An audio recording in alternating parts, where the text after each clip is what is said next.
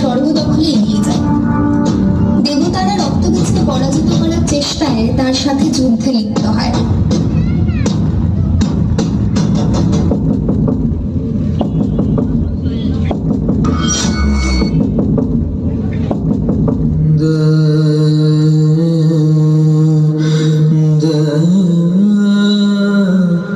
স্বর্গ ত্যাগ করে দেবতারা ভগবান শঙ্করের শরণাপন্ন হয়।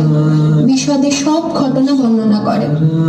সব শুনে দেবী রণচণ্ডী